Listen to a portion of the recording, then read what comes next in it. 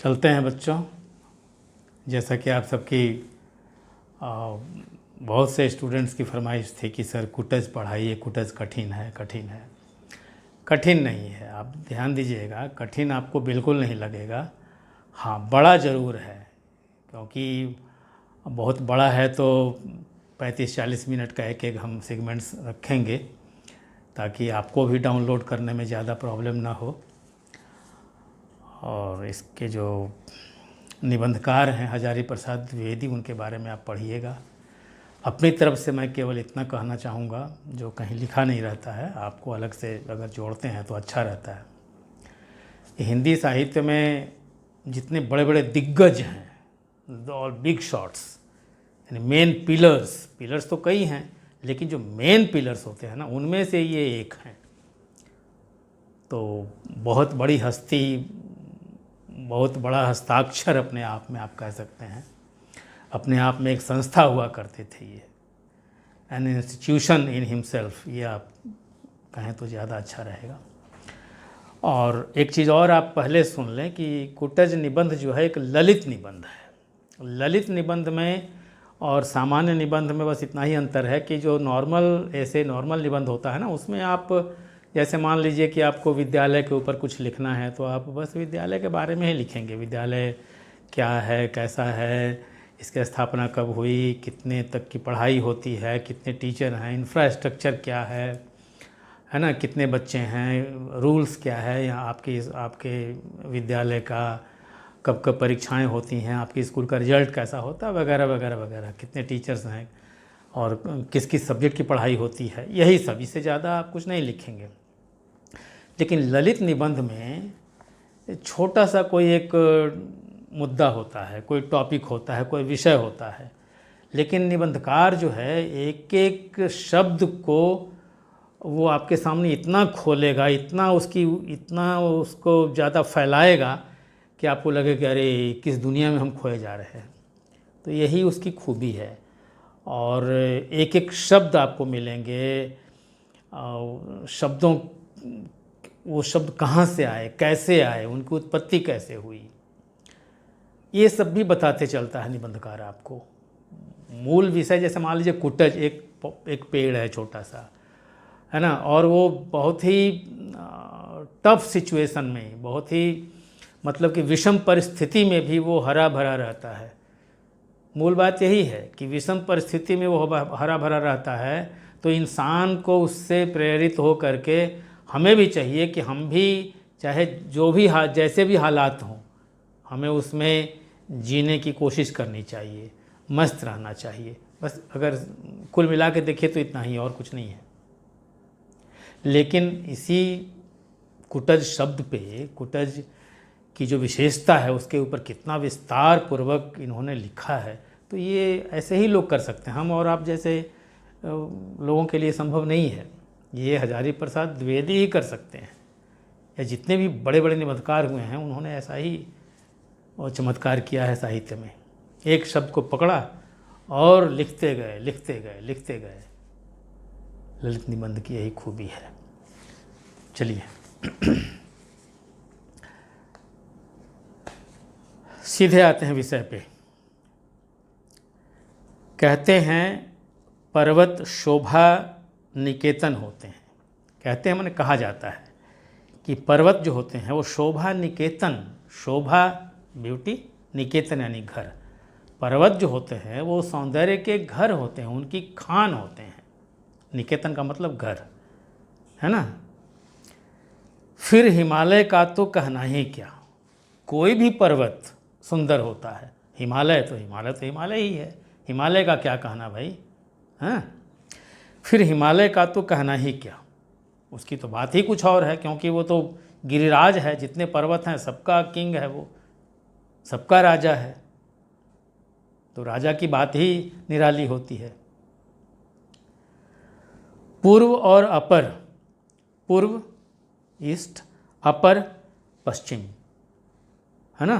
पूर्व और अपर, समुद्र, महोदधि और रत्नाकर, एक ही बात है। महोदधि, महाउदधि, उदधि यानी जल, महा माने विशाल, विशाल जल माने समंदर, रत्नाकर, दो शब्द, रत्न प्लस आकर। रत्न जो जेम्स होते हैं, कीमती पत्थर, है ना, हीरा मोती ये सब। तो रत्नाकर, आकर यानी उसका भंडार, खजाना, रत्नों का भंडार। तो रत्न, समंदर में रत्न पाए जाते हैं, एक से एक रत्न है, कोरल्स हैं, मूंगा है और बहुत कुछ है, वो उसकी गिनती संभव नहीं है। इसीलिए रत्नाकर कहा गया है समंदर को, समुद्र को, सागर को रत्नाकर भी कहा गया है, महोदधि।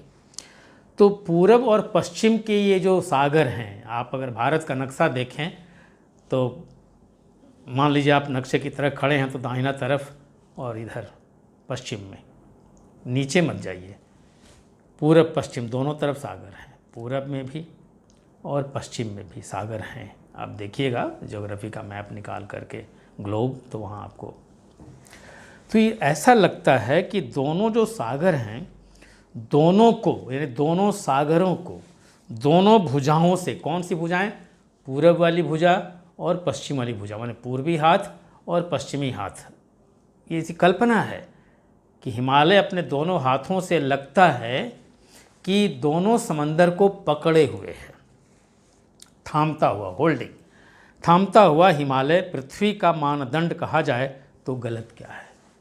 पृथ्वी का मानदंड, मानदंड का मतलब जो एक मेज़र करने का, मापने का एक आधार। तो अगर हिमालय को ही मान लिया जाए कि ये मानदंड है, सबसे चोटी, विश्व की सबसे चोटी एवरेस्ट हिमालय की है, तो अगर हिमालय पर ही जा कर के अगर वहाँ से ये पता लगाया जाए, अंदाज़ा लगाया जाए कि भाई पृथ्वी कितनी बड़ी है और कहाँ क्या है, मापा जाए, तो हिमालय से बढ़िया तो और कुछ नहीं हो सकता है। इसीलिए एक कवि, ये लेखक की, निबंधकार की ये कल्पना है कि अगर हिमालय को ही मानदंड मान लिया जाए तो इसमें गलत क्या है, कुछ भी गलत नहीं है। कालिदास ने ऐसा ही कहा था। कालिदास संस्कृत के बहुत बड़े नाटककार, रचनाकार हुए हैं, उनके बारे में अलग से आप पढ़ सकते हैं, आजकल गूगल पे सब कुछ मिलता है। तो कालिदास ने ऐसा ही कहा था उन्होंने हिमालय के बारे में, इसी के पाद देश, पाद यानी पैर, पाद देश में यानी पहाड़ के नीचे, पर्वत के नीचे, हिमालय के नीचे, निचले प्रदेश में, at the foot of the mountain, है ना, इसी के पाद देश में यह श्रृंखला, श्रृंखला माने रेंज, रेंज पर्वतों का रेंज, पर्वत तो उस दूर तक फैलाव जो होता है ना वो रेंज है।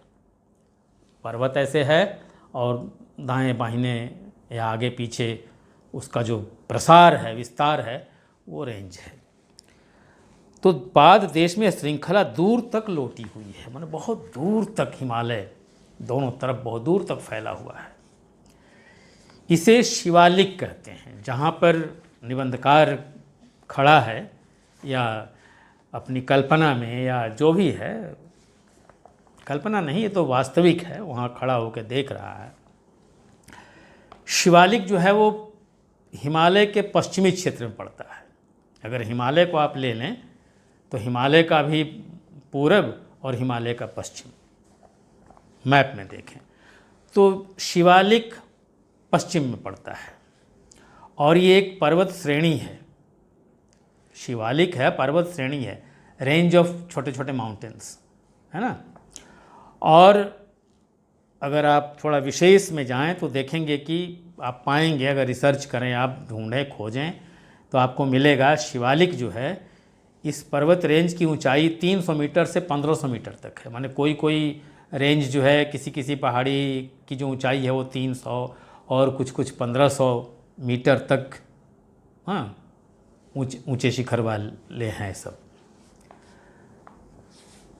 शिवालिक का अर्थ क्या है? मैंने कहा ना कि ये निबंधकार जो हैं, ललित निबंध के निबंधकार जो होते हैं, एक शब्द मिलेगा और शब्द की व्याख्या पर जाएंगे। अब देखिए शिवालिक के ऊपर चर्चा आगे बढ़ेगी, जो नए शब्द आएंगे उसके ऊपर आप देखिएगा कितना आपको वो आपसे, माने शब्दों से खिलवाड़ कैसे किया जाता है, how to play with a word, है ना, शब्दों की जादूगरी कैसे होती है। यही है ललित निबंध, इसीलिए इसका नाम ही पड़ा है ललित निबंध। ललित का मतलब ही सुंदर, जिसमें सौंदर्य हो, भाषा का सौंदर्य हो, व्याकरण हो, नए विचार हों, विचारों का गुम्फन हो, विचार जो हो उसमें एकदम बिल्कुल उलझे हुए हो और उसमें ऐसे हों कि आपको खोल खोल के देखना है, ये उसका सौंदर्य होता है। सीधा सपाट कुछ नहीं, इसके लिए बड़ा माने दिमाग चाहिए उसके अंदर झांकने के लिए, ये इसकी खूबी होती है। तो शिवालिक का अर्थ क्या है? शिवालिक शिव के जटाजूट का निचला हिस्सा तो नहीं है। अब ये अपने से कह रहे हैं कि शिवालिक का मतलब ये तो नहीं हुआ ना कि शिव जी जो हैं उनका जो जटाजूट है, जटा जो वो बड़े बड़े उनके बाल जिसमें वो लट लग जाती है, उलझ जाते हैं, उसको जटा कहते हैं। तो उस जटाजूट का निचला हिस्सा तो नहीं है। लगता तो ऐसे ही, मतलब लगता तो है कि है, लेकिन है तो नहीं। देखिए इसमें विरोध, एक जो कह रहे हैं निचला हिस्सा तो नहीं है, लगता तो ऐसे ही है, मतलब लगता है कि जैसे लगता है कि शिव की जटा ही चारों तरफ फैली हुई हो, बीच में शिव हो बैठे हुए हैं और जो पर्वत की जो श्रेणियां हैं वो सब उनकी जटाएं हैं। सपाद लक्ष्य, सपाद लक्ष्य, सपाद सवा, लक्ष्य लाख, यानी सवा लाख, ये सब संस्कृत के शब्द हैं। सपाद लक्ष्य, सपाद सवा, लक्ष्य लाख। सवा लाख की मालगुजारी वाला इलाका तो वह लगता नहीं। यह थोड़ा सा मैंने वही है, थोड़ा सा हास्य है ना, कि पहाड़ पे भाई यहाँ तो जैसे कहते हैं ना कि लोग किसी बड़े ज़मींदार की ज़मीन है और किसी दूसरे किसान ने रेंट दे करके, भाड़ा दे के, जिसको मालगुजारी कहते हैं, दे करके और उन्होंने उसको उसकी खेती की, उस पर अनाज उगाया है ना, और बदले में मालगुजारी दी मालिक को। तो ये ज़मीन, ये पहाड़ जो है, पर्वतीय देश जो है, ये सपाद लक्ष्य सवा लाख की मालगुजारी वाला इलाका तो लगता नहीं है, क्योंकि यहाँ खेती बाड़ी तो करनी नहीं है। शिव की लटियाई जटा ही इतनी सूखी, नीरस और कठोर हो सकती है। क्योंकि जब ये खेत नहीं है, यहाँ पर मालगुजारी का इलाका नहीं है, ये मालगुजारी वाला जहाँ खेती बाड़ी हो, तो ये इतना सूखा, इतना नीरस, इतना कठोर और क्या हो सकता है शिव की जटा को छोड़ करके? ये शिव तो हैं, शिव हैं, वो थोड़े ना बालों में शैम्पू लगा करके उसको सॉफ्ट रखते हैं। शिव शिव हैं, बम भोले, अक्खड़। तो उनकी लटियाई जटा ही इतनी सूखी, नीरस और कठोर हो सकती है। इसका मतलब है कि वो इलाका जो है काफ़ी सूखा हुआ है, नीरस है और कठोर है। भाव पर भी जाइए, उसके अंदर जो है रस, उसको भी देखिए, और वास्तविक अर्थ है उस पर भी ध्यान रखिए। दो भाग में हमेशा आप समझें तो ज़्यादा बेटर रहेगा। वैसे अलकनंदा का स्रोत यहाँ से काफ़ी दूरी पर है। अलकनंदा एक नदी का नाम है जो हिमालय से ही जैसे गंगा निकलती है, अलकनंदा भी निकलती है वहाँ से। तो निबंधकार का ये कहना है कि वैसे अलकनंदा का स्रोत यहाँ से काफ़ी दूरी पर है, यहाँ सूखा हुआ, यहाँ नीरस है, और अलकनंदा नदी जो है यहाँ से काफ़ी दूर है। तो वहाँ नदी तो दूर है, तो वहाँ से नदी के जल से रस खींचकर यहाँ इस पर्वत के पेड़ पौधे हरे भरे रहें, ये भी संभव नहीं है, या उसके जल के कारण यहाँ पर हरियाली दिखे, ये संभव, नज़दीक होती तो संभव होता, लेकिन नदी तो दूर है। लेकिन शिव का अलग तो दूर दूर तक छितराया ही रहता होगा। अब देखिए, नदी तो दूर है, लेकिन शिव भी तो शिव हैं, उनकी तो जटा बड़ी विशाल थी। जिसने अपनी जटा में गंगा को लपेट लिया, सुना होगा, पढ़ा होगा आपने, तो वैसे शिव की जटा तो दूर दूर तक माने जाएगी। शिव का अलग, अलग का मतलब बालों के लट, शिव का अलग तो दूर दूर तक छितराया ही रहता होगा। अलग दूर तक जाएगा तो वहां से रस ले लेगा। संपूर्ण हिमालय को देखकर ही किसी के मन में समाधिस्थ महादेव की मूर्ति स्पष्ट हुई होगी। किसी रचनाकार ने, किसी ने देखा होगा संपूर्ण हिमालय को, तो लगता होगा कि भाई ये पूरा हिमालय जो है, सबसे ऊपर वाली चोटी जो है वही शिव हैं, ध्यान में समाधिस्थ माने ध्यान में बैठे हुए हैं, मुद्रा में, ध्यान मुद्रा में, और ये जटाएं जो हैं दूर दूर तक फैली हुई हैं। पर्वत को देख करके उन्होंने कल्पना की होगी किसी रचनाकार ने कि हिमालय ऐसे दिखता है जैसे लगता है कि भगवान शिव जो हैं समाधि में बैठे हुए हैं, और पर्वत श्रेणियाँ पूर्व पश्चिम ऐसे दिखती हैं जैसे उनकी जटाएं जो हैं वो दूर दूर तक फैली हुई हों। एक कल्पना है। उसी समाधिस्थ महादेव के अलग जाल से, उसी समाधिस्थ महादेव के अलग जाल के निचले हिस्से का प्रतिनिधित्व यह गिरि श्रृंखला कर रही होगी। और वही जो शिव बैठे हुए हैं समाधि में, और उनका जो अलग जाल है, माने बालों के जो लट हैं, बालों की जो लटें हैं, जो जटाएं हैं, है ना, उनका जो जाल है, मतलब फैलाव, विस्तार,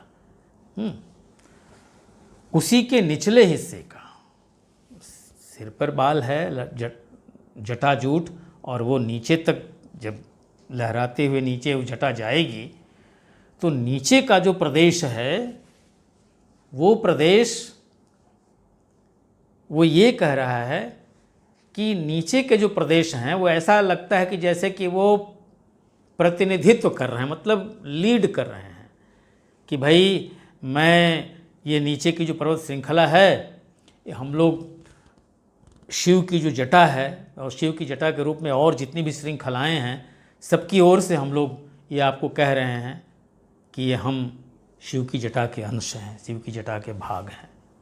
प्रतिनिधित्व करना माने 10 आदमी की ओर से एक आदमी जाकर कहे कि भाई हम इसके तरफ से हैं, तो जैसे लगता है कि शिव की जटा से जितनी श्रृंखलाएं निकली हैं, पर्वत श्रृंखलाएं, कल्पना में जटाजूट जो छितराया हुआ है, फैला हुआ है और नीचे तक गया है। नीचे का मतलब नीचे की जो पर्वत श्रेणियाँ हैं, ये पर्वत श्रेणियाँ ऐसा मानो कह रही हैं कि हम उनकी तरफ से हम कह रहे हैं कि हम शिव की जटा के अंश हैं।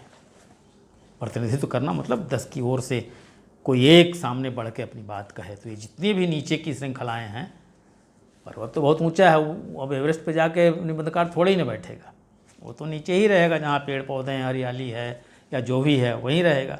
अब ऊपर, नीचे से ऊपर देख रहा है, तो ऊपर देख रहा है और नीचे जो श्रेणियाँ हैं वो श्रेणियाँ कहाँ से आई हैं, वो वहीं से आई हैं। ये श्रेणियाँ ऊपर का परिचय दे रही हैं, ऊपर जो पर्वतीय प्रदेश हैं उनका परिचय दे रही हैं कि हमारा वजूद वहाँ से है, हम वहीं से, हमारा जो संबंध है, जो संधि हमारी है, जो जोड़ है, वो वहीं से है। इसको कहते हैं प्रतिनिधित्व करना। कहीं कहीं अज्ञात नाम, गोत्र, झाड़ झंखाड़ और बेहया से पेड़ खड़े अवश्य दिख जाते हैं। कहीं कहीं जहाँ नीचे वो प्रदेश में गिरि श्रृंखला जो है, माने पर्वतों की श्रृंखला, गिरि पर्वत श्रृंखला रेंज, तो पर्वतों का जो रेंज है, और नीचे पहाड़ी में कहीं कहीं अज्ञात माने मालूम नहीं है। नाम, क्या नाम है, गोत्र का मतलब जैसे हमारे में भी वो गोत्र होता है ना, भाई आप ब्राह्मण हैं तो कौन से गोत्र के हैं, अगर क्षत्रिय हैं तो कौन से गोत्र के हैं, यादव हैं तो आपका कौन सा गोत्र है। गोत्र एक ब्लड लाइन होता है अलग से, है ना। तो जितने वहाँ पर जितनी वनस्पतियाँ हैं, जितने पेड़ पौधे हैं, उनका क्या नाम है, क्या गोत्र है, ये पता नहीं है। ऐसे कितने झाड़ झंखाड़ हैं जो बेहया से, बेहया मतलब कि उनको कोई हया नहीं है, कोई शर्म नहीं है, और बस खड़े दिख जाते हैं, खड़े हैं। यहाँ बेहया शब्द इसलिए कहा गया है कि जिस पर किसी चीज़ का असर नहीं पड़े इंसान में। हमारे यहाँ हम लोगों को किसी को बेहया तभी कहेंगे ना जब उसको ना कुछ अच्छा बोलो तब भी कोई असर नहीं पड़ता है, कुछ खराब बोलो तब भी असर नहीं पड़ता है। हर चीज़ में वो बस केवल अपने हिसाब से चलेगा, न किसी के सिखाने का असर पड़ेगा, न रोने का, न हंसने का, कोई कुछ नहीं है। तो ऐसे लोग क्या कहते हैं, बेहया है क्या भाई, जितना समझाओ कुछ समझता ही नहीं है। तो वैसे ही वहाँ पेड़ भी जो है ना, वो बेहया उनको कहा गया है। अब बेहया का और क्या अर्थ है वो भी बताएंगे आपको निबंधकार आगे। यहाँ बेहया का मतलब है कि उस जहाँ उनको नहीं होना चाहिए, वहाँ उनके रहने लायक माहौल नहीं है, परिस्थिति नहीं है, वहाँ भी वो हैं, ये उनकी बेहयाई है। दिख जाते हैं पर और कोई हरियाली नहीं, केवल वही दिख जाते हैं। बेहया के जैसे खड़े हैं ना जो पेड़, कुछ वही हैं और कोई हरियाली नहीं है, इसीलिए उनको बेहया कहा गया है। कहीं कुछ नहीं है लेकिन वो हैं। दूब तक सूख गई है, दूब तक, दूब जो दूब पवित्र घास होती है, पूजा के काम आती है, और उसमें इतनी जीवंतता होती है, वो इतनी जिजीविषा होती है, इतनी वो उसमें जीवन का रस इतना होता है कि कहीं भी आप रखें वो पत्थर छेद करके वो निकल आती है। आप शहरों में देखते होंगे, सड़कें बनती हैं और सड़क के किनारे कुछ दिन तक तो लगेगा कि कुछ नहीं है, थोड़े दिन के बाद लगेगा किनारे से दूब निकल आई, पत्थर फोड़ के निकल आती है। वो उसमें इतनी जान होती है। तो जिसमें इतनी जान है वो दूब भी वहाँ नहीं दिखती है। ये कल्पना कीजिए, मतलब वहाँ पर किसी हरियाली के लायक स्थिति ही नहीं है, ये कहने का मतलब है। काली काली चट्टानें और बीच में काली काली चट्टानें और बीच में शुष्कता, शुष्कता मतलब सूखापन, ड्राइनेस, शुष्कता की अंतर्निरुद्ध संत, अंतर्निरुद्ध मतलब अंदर से, है ना, अंतर्निरुद्ध, अंदर से बिना किसी बाधा के बहने वाली, अंतर्निरुद्ध, भीतर से बिना किसी रोक के, अबाधित, बिना किसी ब्रेक के, बिना किसी स्टॉपेज के, बिना किसी हर्डल के, बैरियर के, बिना किसी रुकावट के, वो सत्ता जो है, एक साम्राज्य है ना। किसका साम्राज्य? शुष्कता का, सूखापन का, माने सूखापन का फैलाव, बिना रुके दूर तक सूखा सूखा सूखा, ड्राई ड्राई ड्राई, ये है। इजहार करने वाली, इजहार का मतलब उसको प्रकट करने वाली, दिखाने वाली, उसको एक्सपोज करने वाली। इजहार करना मतलब बयान करना, बताना। वो सूखापन बता रहा है, क्या एक्सपोज कर रहा है? इजहार करने वाली रक्ताभ रेती है, रक्ताभ, रक्त की आभा की तरह, मैंने लाल रेती बालू, चारों तरफ केवल लाल बालू की तरह चट्टानें हैं, और कुछ नहीं है, कहीं कुछ नहीं है।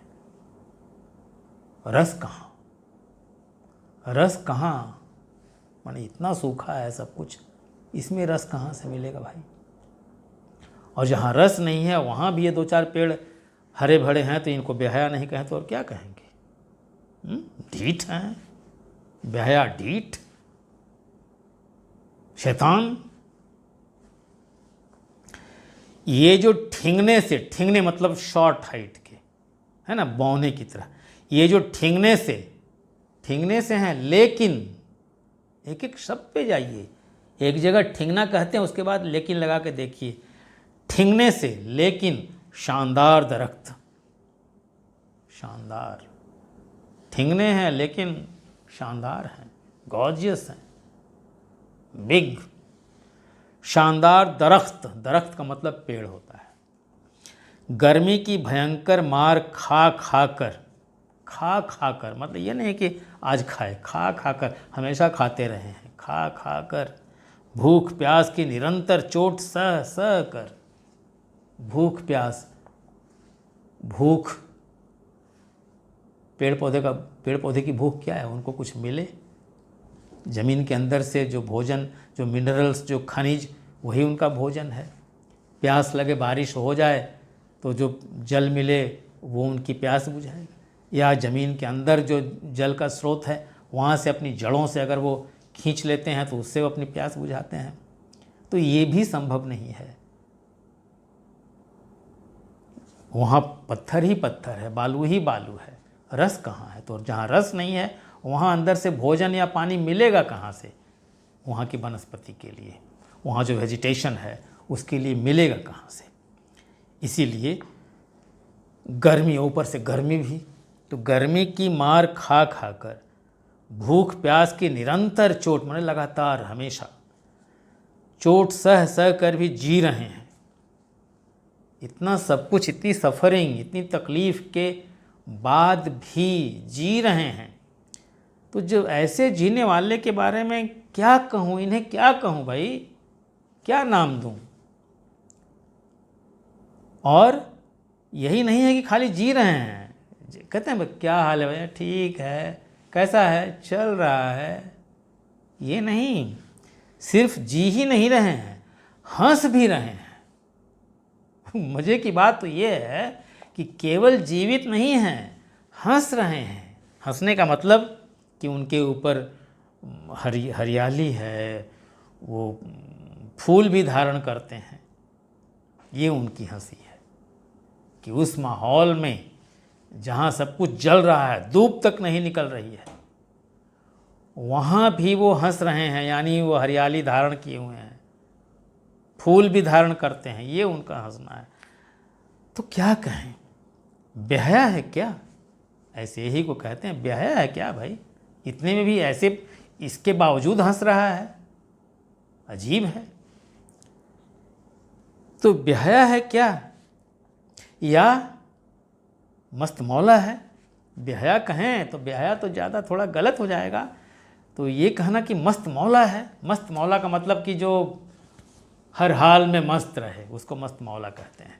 दुख हो कोई बात नहीं, सुख है उड़ना नहीं है ना, ये मस्त मौला है। फक्कड़, हर हाल में ठीक, तो ये मस्त मौला है।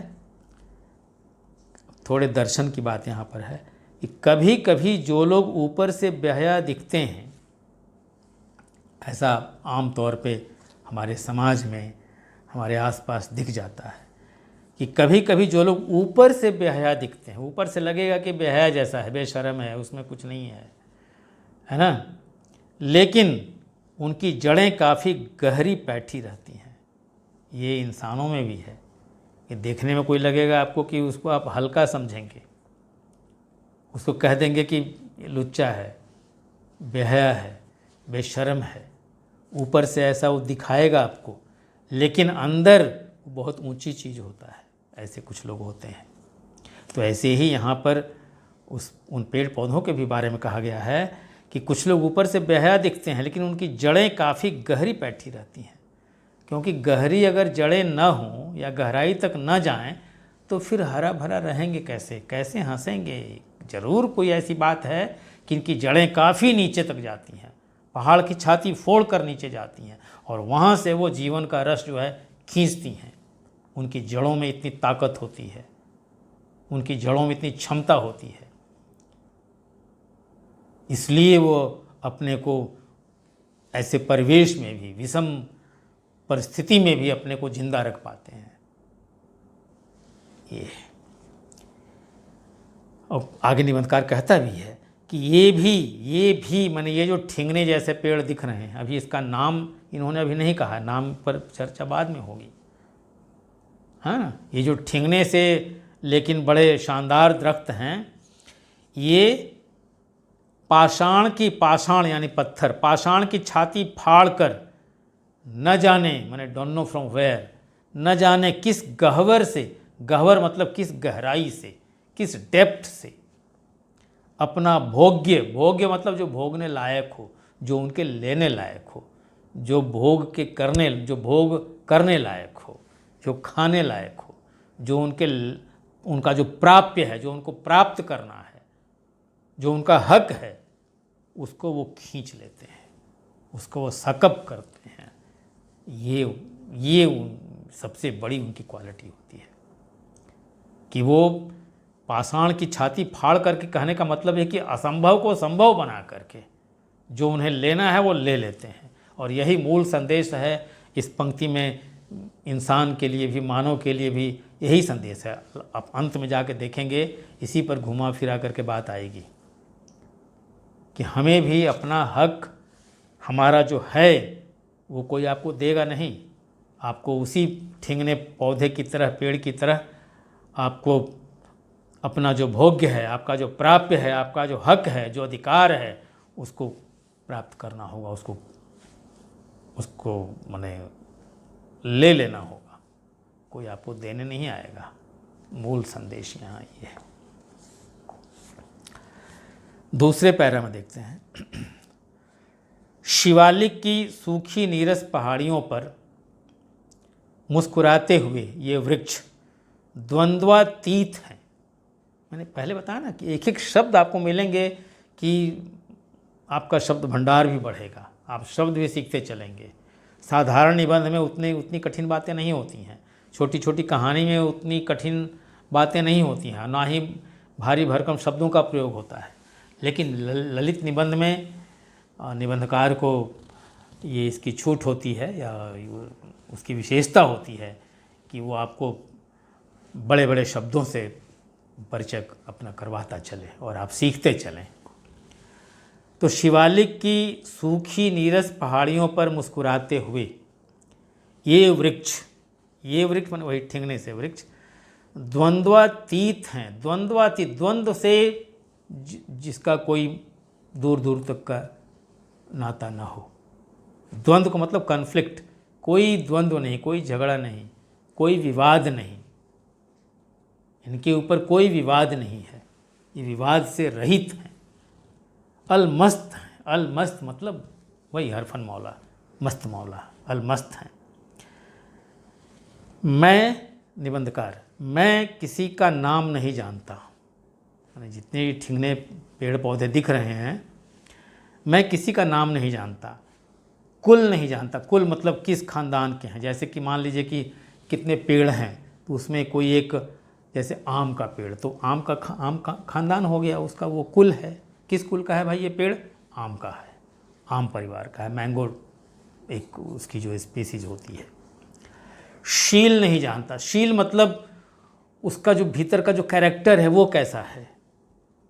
अब आम का शील आप जानते हैं, अगर मान लीजिए आम आपको दिखाया जाए तो आम का शील आपको पता है कि आम थोड़ा खट्टा थोड़ा मीठा होगा। आम की कई प्रजातियां होती हैं, है ना।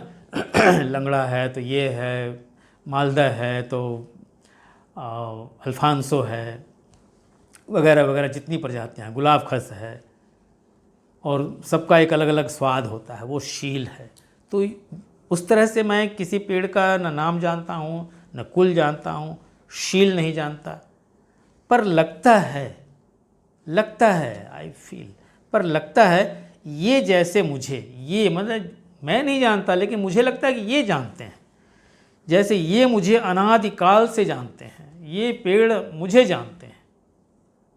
मुझे मतलब पेड़ जानते हैं कि ये दो पैर पे खड़ा है तो ये इंसान है। बस इंसान का परिचय यही है कि दो पैर पे खड़ा है, whatever walks on two legs human being, दो पैरों पे जो चले वो इंसान है। तो पेड़ जानते हैं, है ना, अनादिकाल से जानते हैं। इन्हीं में छोटा सा बहुत ही ठिंगना पेड़ है, इन्हीं में, एमंग दीज, जितने छोटे छोटे पेड़ हैं उनमें बहुत ही छोटा सा, बहुत ही ठिंगना, ठिंगने तो सब हैं लेकिन ये उनसे भी ठिंगना, उनसे भी शॉर्ट हाइट का है पेड़ है। पत्ते चौड़े हैं, लीफ जो हैं थोड़े चौड़े चौड़े हैं, बड़े भी हैं, पत्ते चौड़े हैं, बड़े भी हैं। फूलों से तो ऐसा लदा है कि कुछ पूछिए नहीं, और फूल भरा हुआ है पूरे पेड़ पे, इतना लदा है, लोडेड लैडन विथ फ्लावर्स, इतना ज़्यादा है कि पूछिए मत। अजीब सी अदा है, क्या स्टाइल है, अजीब सी अदा है। मुस्कुराता जान पड़ता है, ऐसे लगता है कि वो स्माइल कर रहा है ना, मुस्कुराता जान पड़ता है। और ऐसा लगता है कि मुस्कुराते हुए पूछ रहा है कि क्या तुम मुझे नहीं पहचानते। ये लेखक की निबंधकार की कल्पना है। जैसे लगता है कि पेड़ ही पूछ रहे हैं कि भाई तुम मुझे देख रहे हो, मुझे लगता है कि तुम मुझे पहचान नहीं रहे हो। मालूम कोई पेड़ पे आप किसी जान पहचान के आदमी से बहुत बरसों बाद मिले, कभी मिले थे, उसका चेहरा याद है लेकिन नाम याद नहीं है। अब आप भी देख रहे हैं, वो भी आपको देख रहा है, आप पहचान नहीं रहे हैं, वो पहचान रहा है कि अरे ये तो, फिर आपसे पूछेगा क्यों भाई आप मुझे भूल गए क्या, पहचान नहीं रहे हैं। अरे अरे वहाँ मिले थे हम लोग, याद आया, अरे हाँ हाँ हाँ हाँ। तो ये जो प्रतिक्रिया है वही दृश्य यहाँ उपस्थित किया गया है। क्या तुम मुझे नहीं पहचानते, जैसे लगता है कि वो पेड़ पूछ रहे हैं, जो बौने छोटे पेड़ हैं वो पूछ रहे हैं। तो निबंधकार अपने मन में कहता है कि पहचानता तो हूँ, अवश्य पहचानता हूँ, लगता है बहुत बार देख चुका हूँ, लगता है कई बार देखा है। फिर खुद से प्रश्न करता है पहचानता हूँ, सही में पहचानता हूँ क्या, कह तो दिया कि पहचानता हूँ, लेकिन ये वास्तव में मैं पहचानता हूँ। नाम नहीं आता, नाम नहीं याद आता। अब नाम पर देखिएगा कितनी चर्चा होती है। नाम नहीं याद आता, पर नाम ऐसा है कि जब तक रूप के पहले ही हाजिर ना हो जाए, ये सब लाइन जो है ना, ये पंक्तियाँ थोड़ी आपको भ्रम में डालेंगी, तो थोड़ा ध्यान दीजिएगा। नाम नहीं याद आता, मैंने पहचान तो रहा हूँ कि ये पौधे कई बार देखा है मैंने, लेकिन नाम याद नहीं आता है। अब नाम पर देखिए निबंधकार कैसे शब्द के साथ खेलता है। पर नाम ऐसा है कि जब तक रूप के पहले ही हाजिर न हो जाए, नाम ऐसा है कि जब तक रूप के पहले ही हाजिर न हो जाए तब तक रूप की पहचान अधूरी रह जाती है। इसलिए नाम बड़ा महत्वपूर्ण होता है। नाम में बड़ी ताकत होती है। रूप के पहले नाम, मैं इसकी व्याख्या करता हूँ कि नाम ऐसा है कि जब तक रूप के पहले ही हाजिर न हो जाए। मान लीजिए कोई ऐसा क्रिकेटर है जिसे आप बहुत पहले देखे हों। मान लीजिए, मैं सीधा उदाहरण दे, सचिन तेंदुलकर का मैं आपके सामने उदाहरण दे रहा हूँ। सचिन तेंदुलकर को सारी दुनिया जानती है ना। और मान लीजिए सचिन तेंदुलकर का फोटो आपके सामने रखा गया, उदाहरण के लिए मान लीजिए रखा गया, और आपसे पूछा जाए कि बताइए ये कौन है। तो रूप सामने है, लेकिन कुछ ऐसी बात हुई है, किसी कारणवश आप उसका नाम भूल गए हैं। अरे यार, इसको तो हम लोग बहुत देखे हैं, जब जब सेंचुरी मारता था कितना हम लोग ताली बजाते थे, कौन है कौन है। अरे सिर पीटते हैं आप, परेशान होते हैं। क्यों? वो चेहरा जो है इनकम्प्लीट है, वो परिचय इनकम्प्लीट है जब तक आपको नाम याद नहीं आता। और जैसे ही नाम याद आया गया, हाँ सचिन, तो सचिन नाम और वो चेहरा दोनों मिल गए तो परिचय जो है कंप्लीट हो गया। तो ये है, जब तक रूप के सामने नाम नहीं आता है तब तक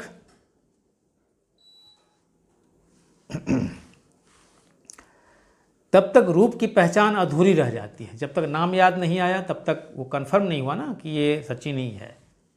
लेकिन जैसे ही नाम याद आ गया तो ये Sachin Tendulkar, the great cricketer, ये पूर्णता आ गई। पहचान जो है, रूप की पहचान अधूरी रह जाती है अगर नाम याद नहीं आता तो। इसीलिए कहा है कि नाम ऐसा है कि जब तक रूप के पहले ही हाजिर न हो जाए तब तक रूप की पहचान अधूरी रह जाती है। भारतीय पंडितों का सैकड़ों बार का कचारा निचोड़ा प्रश्न सामने आ गया। भारतीय पंडित का मतलब होता है भारत के विद्वान, है ना। विद्वानों ने कई बार, सैकड़ों बार का कचारा निचोड़ा का मतलब है उसको कई बार उसकी छानबीन करना, खोज करना, शोध करना, रिसर्च करना, है ना, मंथन करना, मनन करना, उस पर काम करना। तो कितना कचारा निचोड़ा, जैसे आप कपड़ा साफ़ करते हैं ना, कचारते हैं, निचोड़ते हैं, तब जाके कपड़ा साफ़ होता है, वैसे ही कितने बार का कचारा निचोड़ा प्रश्न सामने आ गया। एक प्रश्न था जिसके ऊपर की पंडितों ने कितने बार उसको रगड़ा होगा, उस पर मेहनत की होगी कि इसका उत्तर क्या निकलेगा। क्या प्रश्न था? रूप मुख्य है या नाम, ये प्रश्न था। रूप बड़ा या नाम, इसके ऊपर कितना माने शोध किया गया, पंडितों ने कितनी मेहनत की। नाम बड़ा है या रूप? क्वेश्चन। पद पहले है या पदार्थ? पद यानी यहाँ पर शब्द है, और पदार्थ का मतलब पद अर्थ यानी शब्द अर्थ, यानी पहले शब्द या उसका अर्थ। पहले पद आया या पदार्थ? पदार्थ सामने है, पदार्थ सामने है, अर्थ तो सामने है, लेकिन नाम सूझ नहीं रहा। जैसे मान लीजिए अर्थ है, मान लीजिए उदाहरण है कि अर्थ है कि मीनिंग है कि काइंड ऑफ फ्रूट, किसी, आप डिक्शनरी में भी देखते होंगे किसी वर्ड का दे देता है अ काइंड ऑफ फ्रूट, लेकिन कौन सा फ्रूट है ये लिखा नहीं रहता है। तो मान लीजिए किसी कोई चित्र बना करके उसके सामने उसका अर्थ लिख दिया, this is a kind of fruit, ये एक प्रकार का फल है। एक प्रकार का फल तो है, लेकिन फल कौन सा फल है? आम है, जामुन है, लीची है, केला है, नारंगी है, मौसम्बी है, व्हाट काइंड ऑफ फ्रूट? होता है ना, आपके मन में तो जिज्ञासा हो गई। तो पदार्थ सामने है, अर्थ है सामने, लेकिन पद सूझ नहीं, शब्द नहीं आ रहा, मतलब उसका नाम याद नहीं आ रहा है। मन व्याकुल हो गया, मन बेचैन हो गया कि भाई इनको देख तो रहा हूँ, कहीं देखा है ये पौधे, लेकिन इनका नाम क्या है। घबराहट होती है, बेचैनी होती है, क्या है क्या है, क्यों नहीं याद आ रहा है। मन व्याकुल हो गया। स्मृतियों के पंख फैलाकर, स्मृतियों के पंख माने यादों के पंख, विंग्स ऑफ मेमोरीज, यादों के पंख फैलाकर सुदूर अतीत के कोनों में झांकता रहा। सुदूर दूर तक स्मृति का कोना, जहाँ जहाँ तक याद जाती है, कहाँ पढ़ा था, कहाँ देखा था, है ना, इस तरह से कोनों में झांकता रहा। सोचता हूँ, फिर सोचता हूँ इसमें व्याकुल होने क्या बात है। अपने आप को इतना मैं बेचैन क्यों हो रहा हूँ, क्या इतनी बेचैनी है? छोड़ यार, नाम याद नहीं आता, नहीं आता है, नाम में क्या रखा है ना। नाम नहीं है, पौधा है ना, देखने में अच्छा लग रहा है, कमाल का है, नाम नहीं आता है तो क्या फर्क पड़ता है। What's there in a name? नाम में क्या रखा है? नाम की ज़रूरत ही हो, अगर नाम जरूरी ही हो तो दे दो कोई भी नाम, कुछ दे दो, मन हल्का हो जाएगा। कई नाम दिए जा सकते हैं, जैसे सुस्मिता, गिरिकांता, ये सब स्त्रीलिंग नाम है, लड़कियों के, औरतों के नाम है। सुस्मिता, गिरिकांता, वनप्रभा, शुभ्र किरीटिनी, मधुधत्ता, विजितापता, अलकावतंसा, बहुत से नाम हैं। ये औरतों के नाम है, महिलाओं के नाम है, ऐतिहासिक नाम है, सब कुछ भी दे दो। या अगर आपको लगता है कि ये सब स्त्रीलिंग नाम हैं तो थोड़ा पुरुषों के नाम दे दीजिए। अकूतो भय, ये सब पुरुष के नाम। गिरिगौरव, कूटोल्लास, अपराजित, धरती धकेल, पहाड़ फोड़, पाताल भेद, जो नाम देना है दे दीजिए, पर मन नहीं मानता। नाम इसलिए बड़ा नहीं है कि वह नाम है। नाम, अब देखिए उसकी व्याख्या कर रहे हैं वो, कि नाम इसलिए नहीं बड़ा होता है कि वो नाम है, वह इसलिए बड़ा होता है कि उसे सामाजिक स्वीकृति मिली होती है। नाम को समाज ने उसके ऊपर मुहर लगाई है।